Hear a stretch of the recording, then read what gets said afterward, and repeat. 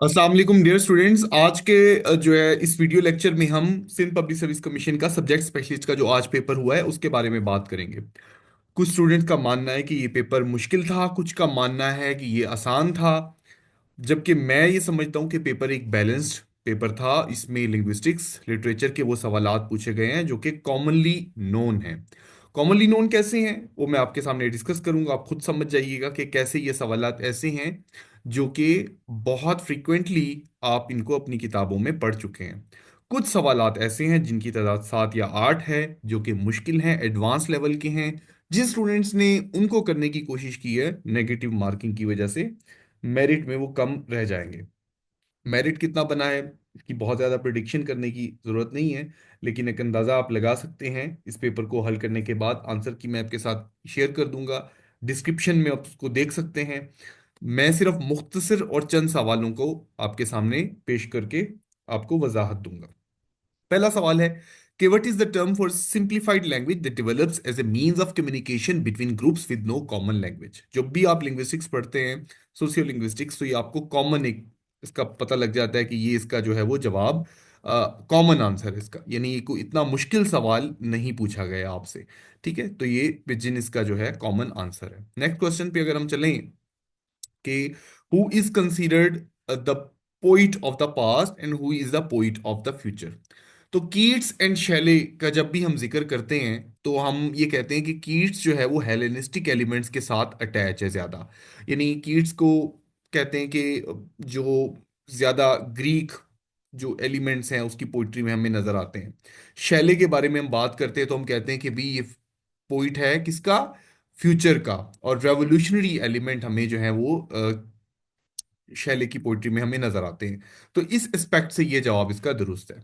ये जिन क्वेश्चंस को मैंने ब्लू टिक किया हुआ है उनको मैं डिस्कस करूंगा, और बाकियों को डिस्कस नहीं करूंगा। उसके आंसर की आपको मिल जाएगी ये पूरे पेपर की जो आपके सामने आ रहा है। Which of the following is example of नियोलॉजिज्म। अब ये सवाल 2 दफा रिपीट हुआ है इसी तरह का।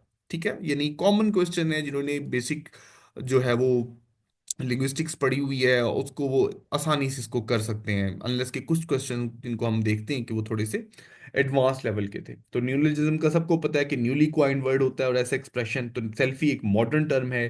ठीक है, तो इसको हम ये समझेंगे। ठीक है, आगे हम अब चलेंगे। ये बहुत ही आसान जवाब है इसका, पांचवें का। Fossil fuel non renewable energy source है, इसकी रिप्लेशन पॉसिबल नहीं है। फोसिल फ्यूल को जब हम कंजप्शन करते हैं तो you can not replenish it, इसको रिप्लेनिश नहीं किया जा सकता। के बाद हम नंबर 11 पे जाते हैं। In the word email which linguistics process are involve. अब आंसर की में जो है वो लिखा गया है, नंबर 11 लिखा गया है, जबकि मेरे मुताबिक इसका जवाब कन्वर्जन और क्लिपिंग बनता है। कंपाउंडिंग और ब्लेंडिंग इसका जवाब नहीं बनता। क्यों नहीं बनता, अब उसकी मैं आपको वजाहत देता हूं। क्लिपिंग हम कहते हैं जब भी किसी वर्ड को हम शॉर्ट करके कोई नया वर्ड बनाते हैं। ठीक है ना। तो जैसा कि ईमेल है, एक शॉर्टेंड फॉर्म है किस चीज की, इलेक्ट्रॉनिक मेल की शॉर्ट फॉर्म है ईमेल। ठीक हो गया, इसको हम कहते हैं क्लिपिंग। ठीक है, एक वर्ड को शॉर्ट करके हमने क्लिपिंग बना दिया उसको। अब यहां पर आपके सामने जो कन्वर्जन है ना, वो ये होता है कि कोई भी जो वर्ड है जिसको हम जीरो डेरिवेटिव कहते हैं, कि जो कि अपनी हालत को बदल ले। ठीक है, अब ईमेल नाउन के तौर पे भी काम कर रहा है जब मैं कहूंगा कि मैंने आपको ईमेल भेजी है, और वर्ब के तौर पर भी काम करेगा जब मैं कहूंगा कि आई हैव ईमेल्ड यू या ईमेल्ड। तो आपके सामने ये कन्वर्जन का काम भी कर रहा है। जबकि हम कंपाउंडिंग क्यों इसको नहीं कह रहे, क्योंकि कंपाउंडिंग में दो डिफरेंट वर्ड्स को ऐड करके एक नया वर्ड बनाया जाता है, जैसा कि टूथब्रश कर लें वगैरह वगैरह। इसी तरह ब्लेंडिंग की जो कॉमन मसाल है, जिसमें वर्ड के कुछ पार्ट्स को जोड़कर बनाया जाता है, जिसमें ब्रंच वगैरह कॉमन मिसाल है। लेकिन इसका जवाब ऑल ऑफ दीज लिखा हुआ है। जिन स्टूडेंट्स ने ए मेंशन किया है वो इसके बारे में क्यूरी रेस कर सकते हैं। बी और सी इसके मुस्तनद जवाब नहीं होने चाहिए। नेक्स्ट क्वेश्चन पे चलते हैं। अगर मेजोरिटी ने डी ऑप्शन ठीक किया है तो कोई क्यूरी रेज करने की जरूरत नहीं है, लेकिन अगर क्यूरी रेज होती भी इन केस, तो ए और डी दोनों वालों को ऑप्शन जो है एडिशनल मार्क्स मिलने चाहिए। 30 नंबर बेसिक ग्रामर का क्वेश्चन है। इसको हम पास्ट परफेक्ट में इससे डिस्कस करते हैं कि एक इवेंट जो है वो थोड़ा सा कम पुराना होता है, उसमें हम वर्ब की सेकंड फॉर्म और दूसरे में वर्ब की थर्ड फॉर्म लगाते हैं प्लस हैड लगाते हैं। तो बहुत आसान क्वेश्चन था। इसको बेसिक टेंसेस के स्ट्रक्चर पता थे, उसके लिए आज के 2 सवाल आसान थे। ठीक है, नेक्स्ट क्वेश्चन पे हम मूव करते हैं नंबर 13 पे। जब पोइटिक्स की बात हो और अरिस्टोटल की बात हो तो अरिस्टोटल ने ड्रामे के मुतालिक कमेंट्री की है, उसके मुतालिक बताया है, ट्रेजेडी को डिस्कस किया है। तो वो बेसिकली उस दौर में जो ड्रामे लिखे गए, उन प्ले राइट्स यूरिपिडीज, एस्किलस और जो सोफोक्लीज हैं उनका जिक्र किया, तो वो सारे के सारे प्ले राइट्स से। तो एक बहुत पॉजिटिव हिंट था स्टूडेंट के पास कि वो ड्रामे को इसको टिक करे। ठीक है, नॉवल का जिक्र नहीं था, कॉमेडी का बहुत मुख्तसरन जिक्र था, लेकिन जो कि सब जॉनरा है ड्रामे की, क्रिटिसिज्म को हम उसमें नहीं लेकर आते। ठीक है, तो इसको देखते हैं। नेक्स्ट चलते हैं जी। He is good at playing piano, बड़ा कॉमन आंसर है इसका। इसके बाद हम नेक्स्ट क्वेश्चन पे मूव करते हैं, जो कि इम्पोर्टेंट, जो कि इजीली अंडरस्टैंडेबल था स्टूडेंट्स के लिए। 27वां सवाल कि हेलेनिज्म के साथ कौन सा शख्स जो है वो एसोसिएटेड है। तो हमें इसके इसके बारे में पता है कि जॉन कीट्स को जो है वो इस एस्पेक्ट से जाना जाता है कि जॉन कीट्स जो है वो पॉपुलर है हेलेनिस्टिक एस्पेक्ट से।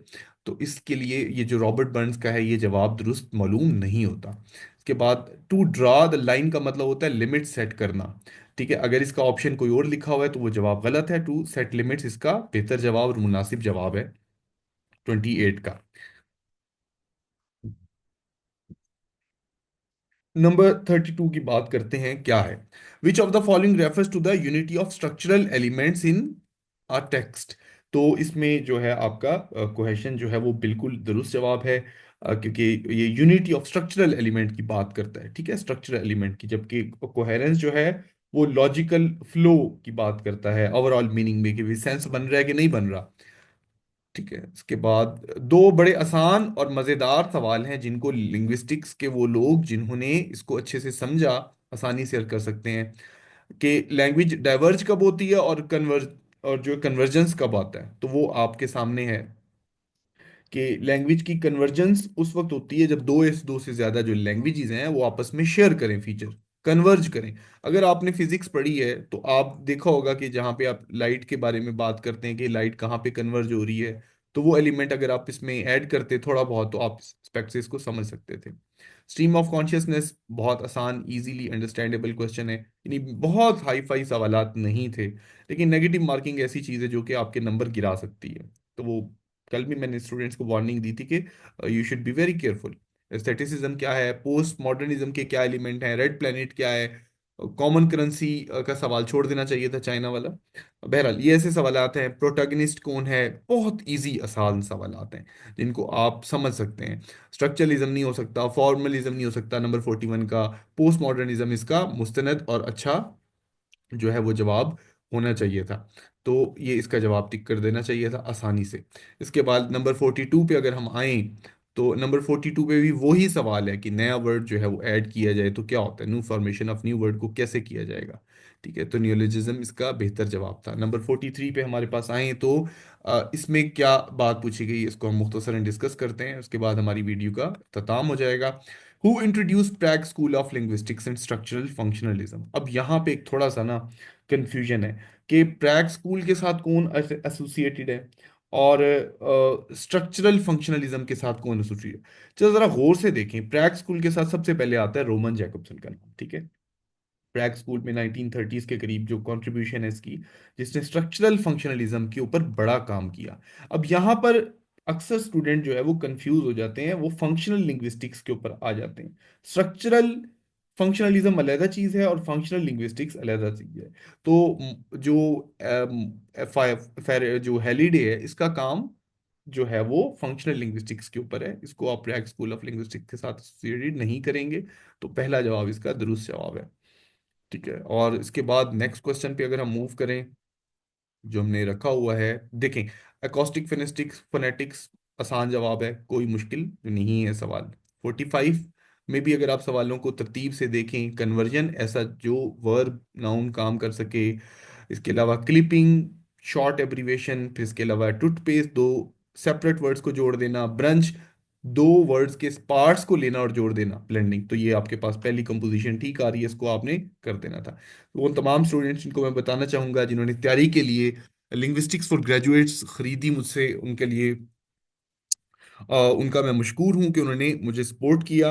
और इसके अलावा वो तमाम स्टूडेंट्स जो ये वीडियो देख रहे हैं, इसमें 60+ स्कोर करने की उनको उम्मीद है।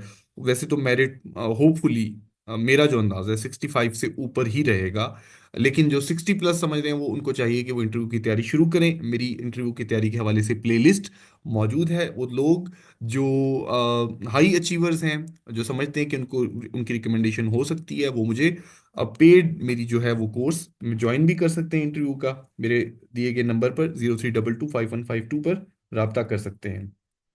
इसके अलावा जो लोग खुद तैयारी करना चाहें, उसकी उनके लिए मेरे पास पूरी प्लेलिस्ट भी मौजूद है, वो भी आप मुझे व्हाट्सएप पे मैसेज करके मेरे चैनल पे फॉलो करके लिख सकते हैं। सेंट्रल कंसेप्ट क्या है कॉग्निटिव लिंग्विस्टिक का? आखिरी सवाल जिसको मैं डिस्कस करूंगा।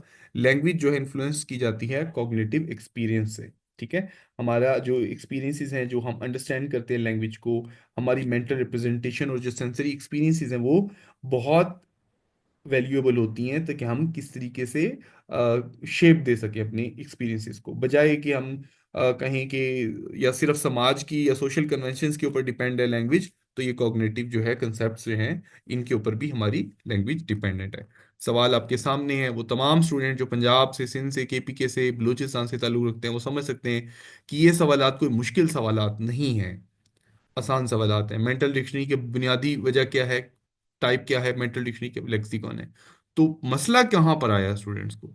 मसला स्टूडेंट्स को ये आया है कि उन्होंने कुछ ऐसे सवाल कर लिए जो नहीं करने चाहिए थे, उनको अवॉइड करके नेगेटिव मार्किंग को बचाया जा सकता था। डिनोटेशन का कंट्रास्टिंग वर्ड क्या है? कंट्रास्टिंग से क्या मुराद कि इसका कंट्रास्टिंग वर्ड कोनोटेशन है, जो कि एसोसिएटेड इमोटिव मीनिंग है, यानी बियॉन्ड द लिटरल मीनिंग जिसको हम कहते हैं। तो आसान सवाल था ये भी। बहरहाल, बेस्ट विशेस उन तमाम लोगों के लिए, इस पेपर के बावजूद भी वो लोग पास होंगे और अच्छे से क्वालिफाई करेंगे। तुम तमाम लोगों के लिए बेस्ट विशेस। इसकी वीडियो के डिस्क्रिप्शन में लिंक ऐड कर दिया जाएगा, मेरे व्हाट्सएप चैनल में भी इस पूरे पीडीएफ का लिंक आप ले सकते हैं। अपना ख्याल रखें। थैंक यू वेरी मच, बहुत शुक्रिया।